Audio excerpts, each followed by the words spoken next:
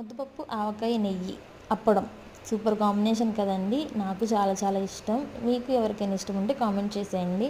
మా ఇంట్లోని ఈరోజు అదే కాంబినేషన్ అనమాట. సరే అప్పడాలే ఇద్దాం కదా అని చెప్పి యాక్చువల్గా మలబార్ అప్పడాలు యూజ్ చేస్తానండి నేను ఎక్కువగా. అవి అయిపోవడంతో సరే మసాలా పాపడు ఉంది కదా, ఇది కూడా బాగానే ఉంటాయి కదా అని చెప్పి ఓపెన్ చేశానండి. ప్యాకెట్ ఓపెన్ చేయగానే నా కళ్ళు చెదిరిపోయింది. ఎందుకంటే ప్రతి అప్పడంలో హెయిర్ వచ్చేసింది. నేను గీరుతున్న దాన్ని.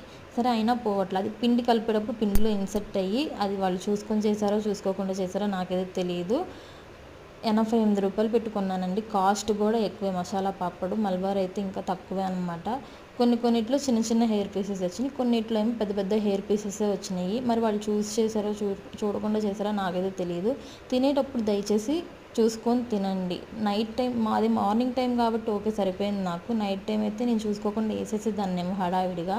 దయచేసి తినేటప్పుడు ఇంకొకసారి చెక్ చేసుకొని తినండి ప్లీజ్.